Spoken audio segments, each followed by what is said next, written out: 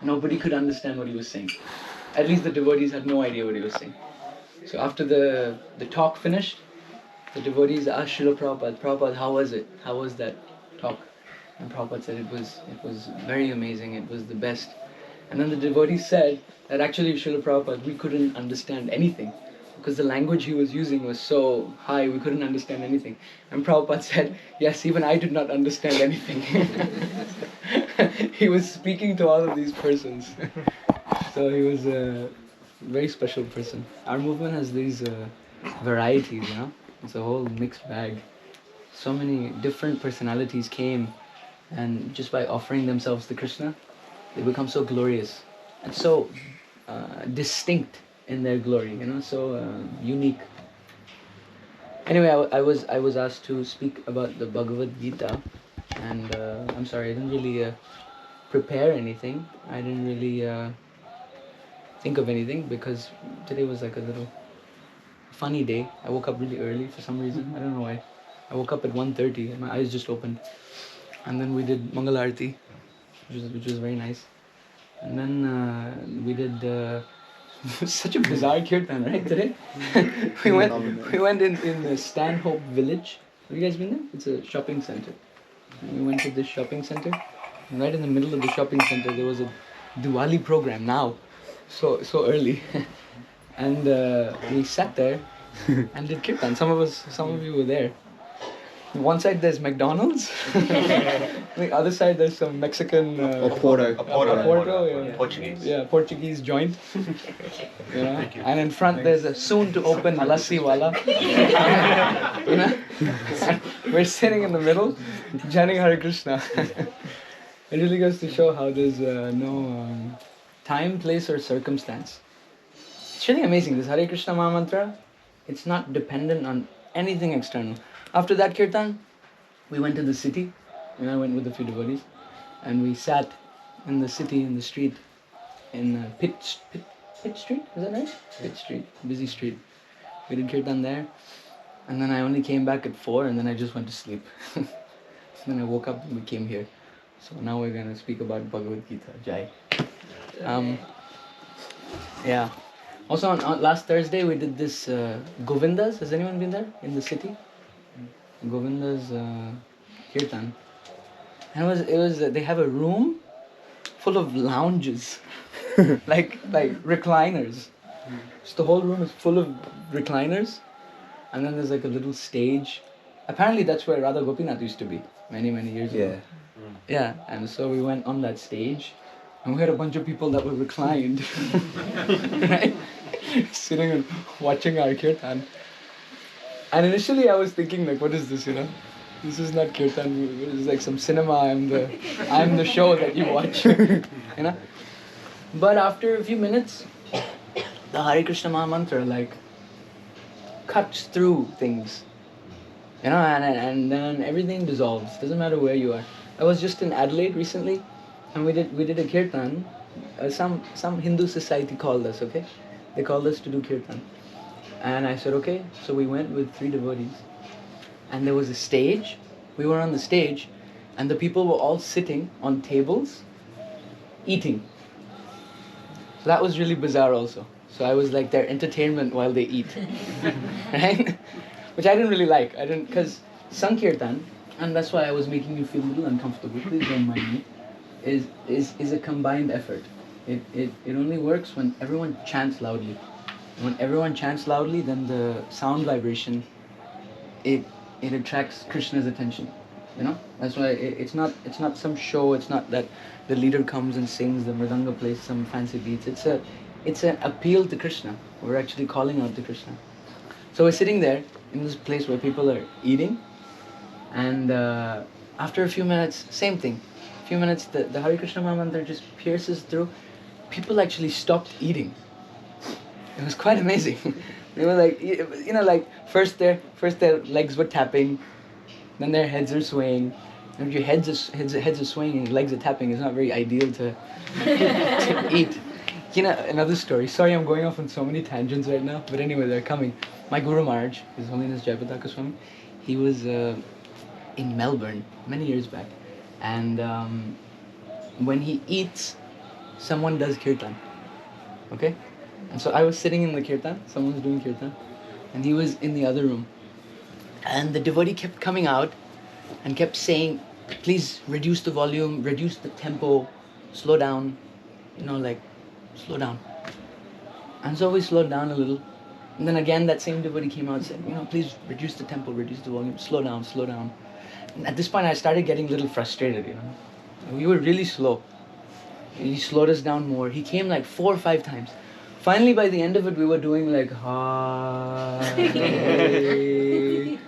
this is how we were chanting, And then the devotee finally came to us after the Kirtan ended. He apologized to us. He said, I'm sorry, I had to slow you down. But the problem is if the Kirtan is a little loud and if he can hear it, he stops eating. He just starts swaying. And he just starts chanting. And he has to eat. So therefore we have to stop the Kirtan so that he can eat. Anyway, I'm saying all these things. Instead of speaking of Bhagavad Gita, this is my escape route because I didn't really prepare anything. But I was thinking we can just read something, maybe a verse that I'm thinking of right now. What is that verse, Prabhu? The Bahushaka? Eke ha Kuru Nandana. Yeah, you remember what number? Yeah. Do you remember the number? Does anyone remember the number to that verse?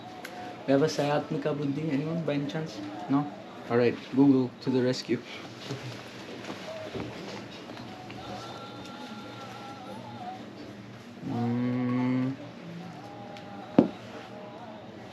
Vyavasa.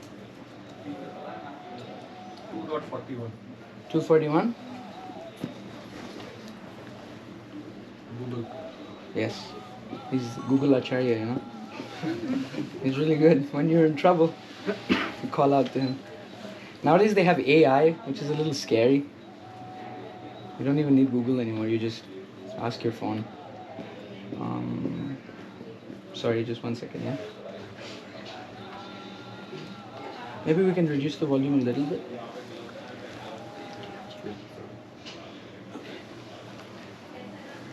.41, right?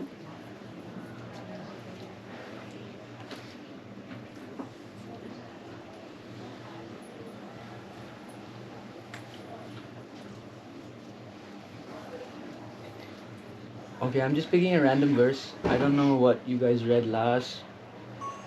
I don't know where you are, because we're all in different stages and different levels of understanding, so I'll try and my level best to cater to everyone.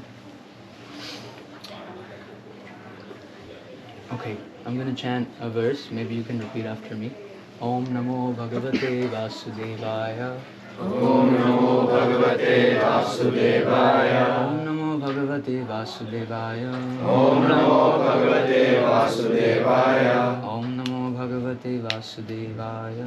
Om Namo Bhagavate Vasudevaya. Alright, so this is chapter 2, text 41. Chapter 2 of Bhagavad Gita is very nice because it's the contents of the Gita summarized. It's, when you present something, you give like an introduction, and in the introduction you'll put whatever is going to come. So that's what this second chapter of the Bhagavad Gita is. It's everything that the Bhagavad Gita has to offer in a very concise, complete manner. I really like this verse. I don't know why it's coming to me, but it's coming to me, so we're gonna read it. If you have it on your phone, you can read along. 241. Otherwise, just try and hear. Okay, that's a nice thing to do. Just try and hear the sound that's coming out of my mouth, and try and repeat it. Okay, we'll do that. Vyavasayatmika buddhir. Vyavasayatmika buddhir. Ekeha Kuru Nandana. Ekeha Kuru Nandana. Bahushakaya Nantascha. Bahushakaya Nantascha. Buddhayo Vyavasayinam Buddhayo Vyavasayinam Vyavasayatmika Buddhi Vyavasayatmika Buddhi Ekeha Kurunandana Ekeha Kurunandana Bahushakhayanantascha Bahushakayanantascha Buddhayo Vyavasayinam Buddhayo Vyavasayinam Vyavasayatmika Buddhi Vyavasayatmika Buddhi Ekeha Kurunandana Ekeha Kurunandana Bahushakhayanantascha Bahushakayanantascha Buddhayo Vyavasayinam Buddhayo Vyavasayinam. Okay, I'm just going to read the word for word, and then the translation, and then the purport. Try and pay attention. Vyavasayatmika, resolute in Krishna consciousness. Buddhihi, intelligence. Eka, only one. Iha, in this world. Kuru Nandana, O beloved child of the Kurus. Bahu Shakaha, having various branches. He, indeed. Anantaha, unlimited. Cha, also. Buddhaya, intelligence. Avyavasayinam, of those who are not in Krishna consciousness. Translation. Those who are on this path are resolute in purpose, and their aim is one. O beloved child of the Kurus, the intelligence of those who are irresolute is many-branched. The purport is not too long, but long enough with today's level of concentration that most people have. You know, you have these TikTok reels. They're only good if it's a few seconds, you know, because the attention span of most people these days is just going down and down and down. No one's able to pay attention. But let's try. Okay? A strong faith that by Krishna consciousness one will be elevated to the highest perfection of life is called Vyavasayatmika intelligence. The Chaitanya Charitamrita Madhya states, Shraddha Shabde Vishwas Sudrida Nishchay Krishna Bhakti Kaile Sarva Karma Krita Hai. Faith means unflinching trust in something sublime. I'm going to read that again because that sentence is a very nice sentence. Faith means unflinching trust in something sublime. When one is engaged in the duties of Krishna consciousness, he need not act in relationship to the material world with obligations to family traditions, humanity, or nationality. Fruitive activities are the engagements of one's reactions from past good or bad deeds. When one is awake in Krishna consciousness, he need no longer endeavor for good results in his activities. When one is situated in Krishna consciousness, all activities are on the absolute plane, for they are no longer subject to dualities like good and bad. The highest perfection of Krishna consciousness is renunciation of the material conception of life. This state is automatically achieved by progressive Krishna consciousness. So, this verse is very nice. Shraddha Shabde Vishwas Sudrida Nishchay Krishna Bhakti Kaile Sarva Karma Krita Hai. There are so many problems in this material world, and all these problems have so many varieties. We all have our own individual lives. We all have friends. We all have some kinds of enemies. We all have people that are neutral towards us. You know, we all have relationships. I remember when I used to distribute the Bhagavad Gita on the streets, I would use this one line, which I learned from the Sydney devotees. I used to use this one line, which works like magic. And you would say, this is Arjuna. He's having problems with his friends, his family, and his work. And just saying this line, everyone would relate to it. Doesn't matter who you are, you know. They'll be like, oh yeah, you know, I've experienced that. So there are so many varieties of problems, and each one of us have our own unique individual problem, you know. and it's very, very important to every single one of us, right? Our problems. So, Krishna consciousness, what this verse is saying is that, is there one activity that you can do to solve all problems of life? Krishna bhakti kaile sarva karma krita hoy. You know, this verse, this Bhagavad Gita verse is describing how when you are focused on the origin, if you water the roots of the plant, you don't have to worry about each leaf, right? You can observe the leaves, you can observe if the tree is healthy or not. You can see, oh, this leaf is a little yellow, that one's drying up a little, you know. So there might be varieties of problems in the tree, but to completely solve all the problems, an intelligent person wouldn't go and try and water each leaf. He wouldn't try and, you know, put a band-aid on the drying up leaf. He wouldn't try to you know, like caress the leaf, maybe chant some nice things to it. You might do that. A really intelligent person would just go and put water on the roots, you know. He would go and check the roots. Sometimes there's diseases in the roots. He would fix that, because once that is fixed, then the whole tree, you know, all the nourishment is coming from that. So the whole tree is going to be satisfied. Krishna consciousness is like this.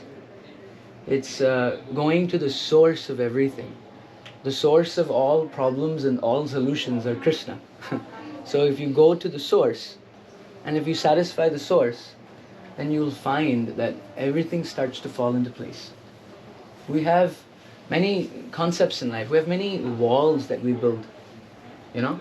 According to society, you're supposed to act in a certain way. You're supposed to walk in a certain way. You're supposed to talk in a certain way. You're basically conditioned since the time you were born. You know, you're born, and then the doctor slaps your butt. Right? Happened to all of us. And then you start crying. From the get-go, you're taught how to react. You're conditioned at every step. So we have this ideology that this is how I'm supposed to act. I'm in this body, in a male body or female body. I'm this age. I have this occupation. I go to this university. I study this. These are my friends. These are my enemies. These are my problems. And this is how I have to act. Krishna consciousness, it just entirely shatters all of that. It completely dissolves everything and makes you understand that simply by chanting Hare Krishna, everything just falls into place. And this is not a very logical thing. I can't logically try to explain it to you.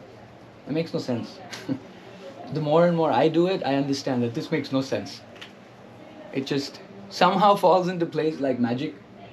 Things just happen because Krishna is the supreme controller. But I cannot logically explain to you how it's going to work. You just have to do it, and you just have to experience it for yourself. You know? I'm going to read a little more of this verse. Let's see what Prabhupada has to say. The resolute purpose of a person in Krishna consciousness is based on knowledge. Vasudevam sarvamiti sa mahatma sudurlabha. A person in Krishna consciousness is the rare good soul who knows perfectly well that Vasudev or Krishna is the root of all manifested causes. As by watering the root of a tree, one automatically distributes water to the leaves and branches. Wow, it's in here. So nice. So by acting in Krishna consciousness, one can render the highest service to everyone, namely self, family, society, country, humanity, etc. If Krishna is satisfied by one's actions, then everyone will be satisfied. Yeah, when I all the way to Australia to give their kid a bright future, you know, and he went and joined the temple. Right? We ran away from India to come to Australia to have a very great, bright future. And he just dropped out of school and became a Hare Krishna. Initially it was very hard to swallow, but over time they started to see, oh, there's actually some substance here. This person's character is also getting better. Before, when he was not in our temple, he was just so rude and horrible. He wouldn't even speak to us. Now his character is better. So, this one act of serving Krishna, I've experienced personally that it satisfies everyone. I was in Vrindavan for a long time, and when I was in Vrindavan, I had a service there in the temple, Krishna Balaram temple in Vrindavan. I don't know how many of you have been there. If you get a chance, please go. We have a 24-hour Kirtan. For 24 hours of the day, there's a constant Hare Krishna Mahamantra Kirtan, non-stop. And it's been going on since 1986. So that's 37 years of the Hare Krishna Mahamantra going on non-stop. And that takes a lot of effort. It might sound very simple and straightforward. You just sit down and chant for 24 hours. But most of the people that are doing it, they're quite young. They're quite, all are in their 20s or even some lesser. And young people seem to have a lot of problems, And when you put a lot of young people together, you tend to get a lot of fights also. And because I was, overlooking that for quite some time, and many times people would come to me and share to me their problems, all kinds of problems, varieties of problems. This person is looking at me in that way, or that person didn't give me his chapati, or whatever. So all kinds of problems. And I remember that I would listen to them. I would listen to whatever they had to say. But I would only pretend to listen to them. Or just nod my head and be like, okay, another problem, whatever it is, right? And I would completely ignore the problem. This is just what I would do. And I would respond to them, sharing with them whatever I had read and whatever I had experienced personally. Krishna consciousness is like a personal relationship with Krishna that never ends. It's ongoing, practically at every moment. There's never a dull moment after joining this movement. Every time something is happening and you read something and you can just relate with that, and Krishna is really like speaking to you through his devotees, It's quite a roller coaster. And just sharing that with people, I remember it didn't matter what the problem was, they would just feel satisfied. I wouldn't even address the problem, to be honest with you. Prabhupada uses one sentence in this. He says, let me read it exactly. It's a very nice sentence.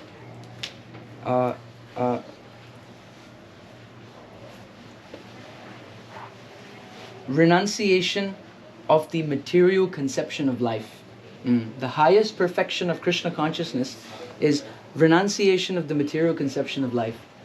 So sometimes people get scared that, oh no, my child has gone to this temple, he's going to become like a sadhu baba, he's going to renounce everything, I'm not going to get grandkids anymore, oh no, right?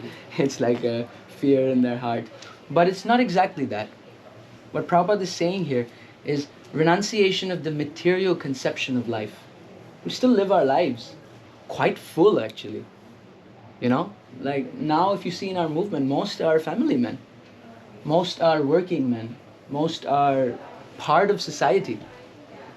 So if Krishna consciousness is based on giving up everything, then I guess they're not very Krishna conscious. But real Krishna consciousness means to renounce the material conception of life.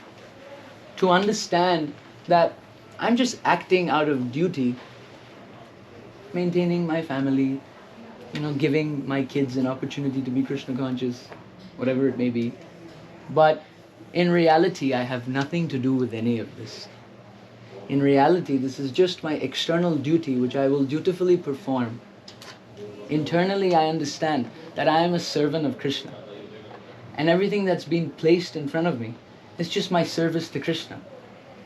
Service to Krishna doesn't mean it's only limited to the four walls of the temple. Service to Krishna is a constant engagement. At every moment of your life, Prabhupada has said, you have to be Krishna conscious 24 hours of the day. Otherwise you cannot go back home, back to Godhead. Even if for one moment you are not Krishna conscious, then Krishna is so kind that he will award you another material body So that you can try again. So with your material body, you have to sleep, you have to eat, you have to defend yourself, you have to reproduce. These are natural things. You know, you cannot artificially check these things. So even that has to turn into devotional service. Eating becomes devotional service. Sleeping becomes devotional service. Wow, this is very nice. I can join this movement. Eating and sleeping. So this Bhagavad Gita, it's teaching us, like, slowly, step by step, how you do that. You know? It really is wonderful ABCs of Krishna consciousness. Krishna himself is explaining it with his own mouth. It's really cool if you think about it. You know, he's explaining food in the Bhagavad Gita. He knows where we're at. So he's literally explaining different types of food. What is a tamagun, what is rajagun, and what is a sattvagun. There was one devotee who was telling me he wants to open a restaurant in Vrindavan, a pizza place in Vrindavan, and he was thinking of having the menu, right? And you have tamagun pizza, rajagun pizza, and sattvagun pizza. You know, tamagun has all the pungent and like, you know, all those dull tastes, and rajagun has all the spice and you know, all the fire, and sattvagun is ghee and very, very nice. So anyway, Krishna is explaining that. In the Bhagavad Gita, he's explaining food. He's explaining activities. He's explaining everything, you know, that you can do with your body and how you have to do it. Slowly transforming everything. You know, most of you might be college-going students or school-going students or whatever it may be. Even that can be Krishna conscious. It doesn't have to be like, you know, like you just join the temple and forget everything else. No, you find ways to see Krishna's hand in everything. And his hand really is in everything. There's a sentence in the Krishna book, a very nice sentence, in the 33rd chapter of Krishna book. Read it if you get time. It's like in the 3rd paragraph. Prabhupada says that actually the whole world is filled with Krishna's singing. That's the sentence. And he says devotees who are conscious of it are able to reciprocate with his singing. The whole world. Whole world means everywhere. In this room, in this present place where we did Kirtan and now we're speaking about Bhagavad Gita, it's very tangible that Krishna's singing is present here. But next door, the neighbor's place, maybe where they're eating some cows, even in that room, even that's filled with Krishna's singing. You know, the darkest regions of this place is filled with Krishna's singing. And once you start becoming conscious of that, then you are above the material conception of life. You're renouncing the material conception of life. And then life becomes very, very exciting. Because Krishna is a very exciting person. He's not a dull, boring person. He's full of life. He is the origin of all life. And if you hear of his activities, his pastimes in Vrindavan, they are so exciting. The way he killed all the demons. You know, it says when he jumped into the Yamuna to kill Kalia, you know what he did first? He tied his dhoti really tight. And then he checked his hair. He made sure that his hair was nice.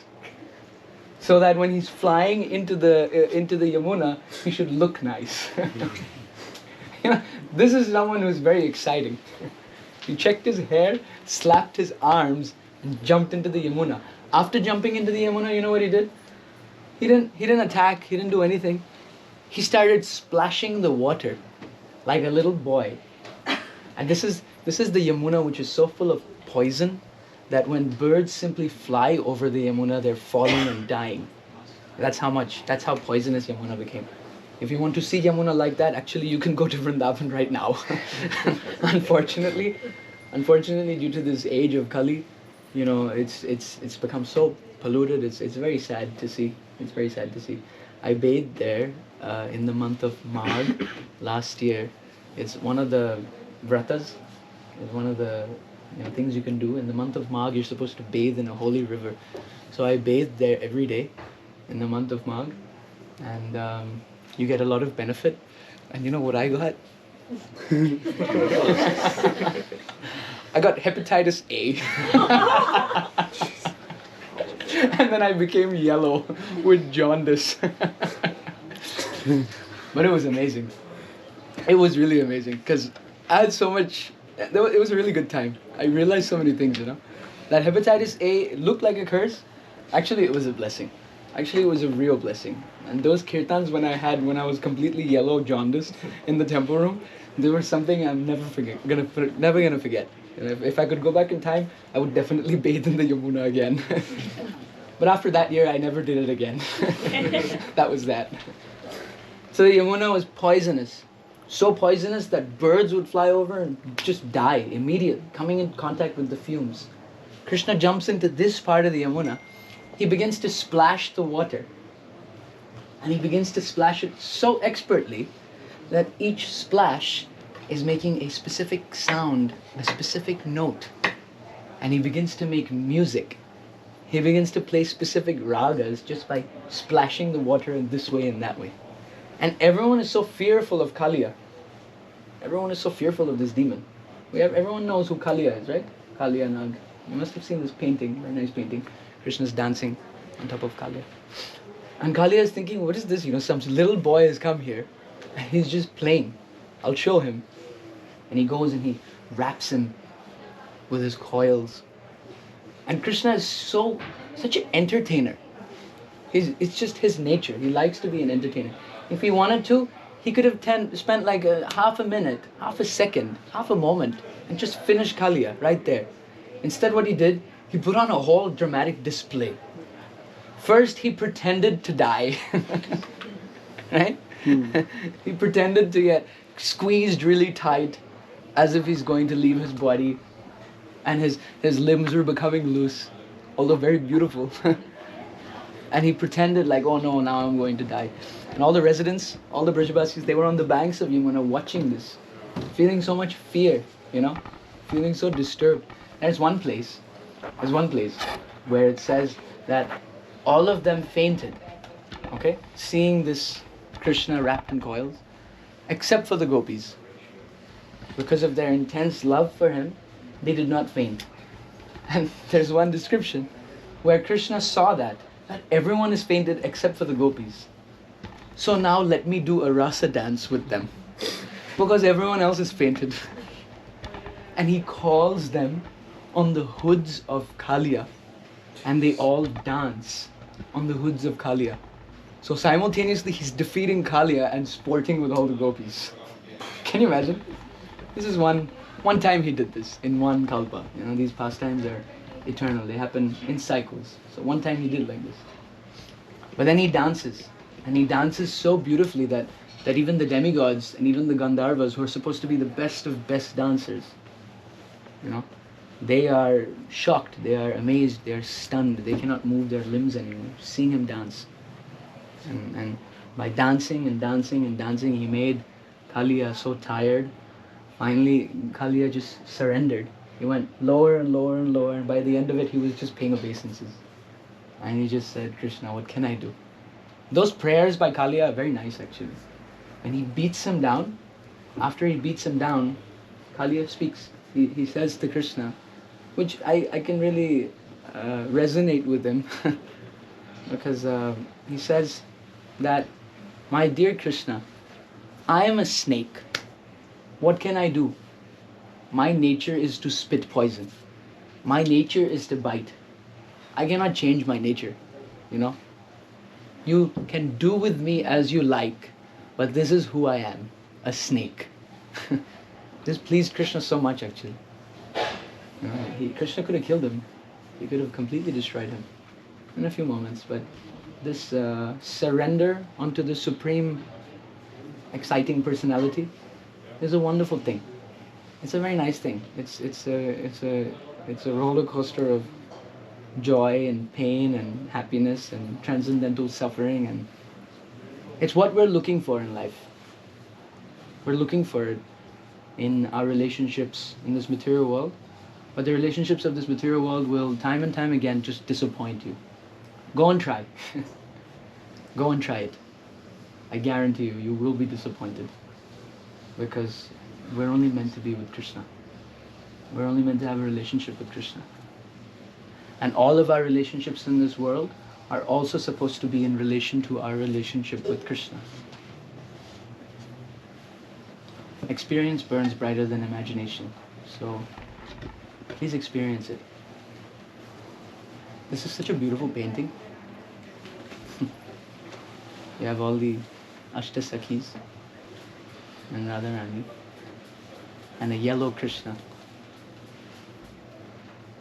Anyway, maybe I should finish the purport, right? Sorry for my helter-skelter presentation of the Bhagavad Gita. But we have 2 more paragraphs. Service in Krishna consciousness, however, is best practiced under the able guidance of a spiritual master who is a bona fide representative of Krishna, who knows the nature of the student and who can guide him to act in Krishna consciousness. As such, to be well versed in Krishna consciousness, one has to act firmly and obey the representative of Krishna. And one should accept the instructions of the bona fide spiritual master as one's mission in life. Srila Vishwanath Chakravarti Thakur instructs us in his famous prayers for the spiritual master as follows. Yasya prasadad bhagavat prasado, yasya prasadan nagati kutopi, dhyayan stuvam stasya yasya sri chandhyam, vande guru shri charanarvindam. By satisfaction of the spiritual master, the Supreme Personality of Godhead becomes satisfied. And by not satisfying the spiritual master, there is no chance of being promoted to the plane of Krishna consciousness. I should therefore meditate and pray for his mercy 3 times a day and offer my respectful obeisances unto him, my spiritual master. The whole process, however, depends on perfect knowledge of the soul beyond the conception of the body, not theoretically, but practically. When there is no longer a chance for sense gratification manifested in fruitive activities. One who is not firmly fixed in mind is diverted by various types of fruitive acts. So anyone has any questions? Anything they'd like to clarify or, any comment that they'd like to make, to add to whatever I've said, or maybe subtract with whatever I've said? No? It all makes sense? You've understood everything perfectly? Now you're going to go and tell your parents that I'm joining the temple?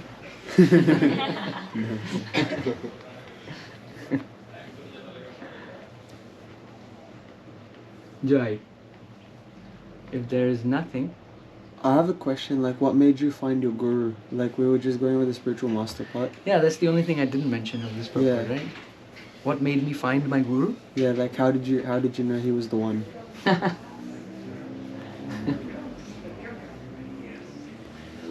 Krishna consciousness cannot be done alone. Krishna is unlimited. And we're very limited. We're very small. So to approach something unlimited it's very difficult to conceive of. How do you even do that, So, Hare Krishna, Prabhu. Hare Krishna, Hare Prabhu, welcome to Sydney. Sorry to interrupt you. No, it's fine. It's okay. Come out of another program. Very nice. So, you keeping well? Yeah, somehow. Okay, we'll talk to you later. Yeah, sure, bro. So to approach something as large as Krishna, it's almost inconceivable. How do you do it? But when you meet a devotee who's surrendered, you feel inspired. You feel something in your heart. Actually, Shastra says that Krishna is in your heart already. But we've become so dull that you do not realize he's there. So because you don't realize he's there, he actually comes out of your heart and takes form of Guru and comes in front of you, and now he can physically touch you and tell you, hey, do this, don't do this, follow that, don't follow this. We need that in life, Yeah. Without that, we're a little lost. So Krishna's in the heart is Paramatma, right? Yeah. Yeah. But we've become so clouded that we you can't feel Paramatma. Yeah, you can't, maybe you're advanced enough that you can speak to your Paramatma and you can. But if not, you can speak to your Guru. Yeah. He's there. He's a representative of Krishna. He's non-different to Krishna in that sense. Mm-hmm. You can speak to him and he'll tell you and you know. And so I had that experience, when I met my spiritual master. I felt that, oh, okay, it's very clear. There's no doubt anymore. As soon as he's gone, slowly the doubts start to come again. Mm. And then you go and see him again, it's all like dissipated. That's what we sang. This morning you sang Samsara Dava Yeah. Nalida Loka Tranarya Karunya Ghana Ghanatvam. This Yeah. material world is like a fire. And we're burning in this fire. And spiritual master is like this heavy cloud that comes and just pours water on us, and you immediately feel, oh, this freedom, this satisfaction, you know. I Yeah. felt that. As simple as that. Nice. Yeah. It's shelter. Such nice shelter. Yeah. Okay. Prabhu, there is an anonymous question. Anonymous. Anonymous question. From this room? Yes, from this room. Okay, maybe I'll try and guess who it is. How to deal with / overcome lust? Oh, Krishna, this is a tough one. Yeah, I'm also suffering with that, don't worry. You know, Prabhupada was asked, are you lusty? Prabhupada was asked that. And Prabhupada said, yes, of course. Yeah, Prabhupada. For Krishna. Prabhupada said that. But then Prabhupada said, I'm so engaged that I have no time for lust. There was another time where a person came and told Srila Prabhupada, I have no lust. And Prabhupada said, what is wrong